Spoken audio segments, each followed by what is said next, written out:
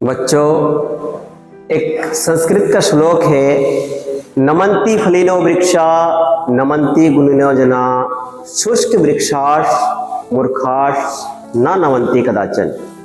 अर्थात नमन्ति फलिनो वृक्षा, फल वाले वृक्ष ही हमेशा झुका हुआ रहता है।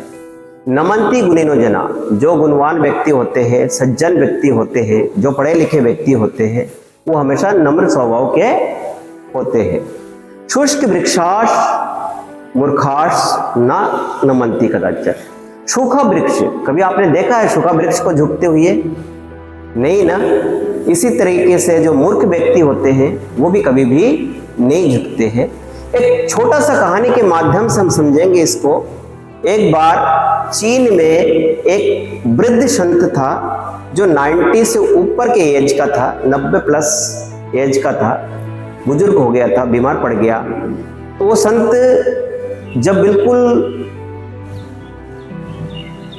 उसका नजदीक समय आ गया, उन्होंने अपने शिष्यों को बुलाया और सारे शिष्यों को बुला के उन्होंने कहा कि मेरे मुंह में देखो। उन्होंने अपना मुंह खोल दिया आ करके और कहा, देखो मेरे मुंह में कितने दांत हैं। सारे शिष्यों ने देखा, उसके मुंह में तो दांत था ही नहीं।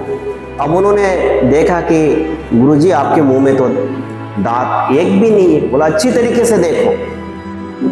सबने देखा, दोबारा देखा, पर उसके मुंह में कोई भी दांत नहीं था। तब उन्होंने कहा, फिर आ किया और कहा, देखो मेरे मुंह में जीभ है या नहीं है। तो सारे शिष्यों ने कहा, जीभ तो है गुरुजी, जीभ तो है। अब गुरुजी ने क्या समझाया, समझने की कोशिश करना। उन्होंने कहा कि दांत तो बाद में आए थे और पहले चले गए। जब दांत बाद में आए थे तो बाद में जाना चाहिए, लेकिन ऐसा नहीं हुआ। उन्होंने कहा, अपने शिष्य को समझाया कि दांत कठोर थे। दांत क्या था? कठोर। और जीभ जो है वो मुलायम थे, नम्र थे। तो जीभ जन्म के समय ही मौजूद थे और मृत्यु के समय तक मौजूद थे, लेकिन दांत बाद में आया, फिर भी पहले चला गया क्योंकि वो कठोर था। इसीलिए हमें समझने की जरूरत है। कहते हैं कि झुकता वही है जिसमें जान है, झुकता वही है जिसमें जान है, अकड़ तो मुर्दों की पहचान है। नम्रता एक ऐसा गुण है कि आपको जीवन की ऊंचाइयों तक ले जाएंगे।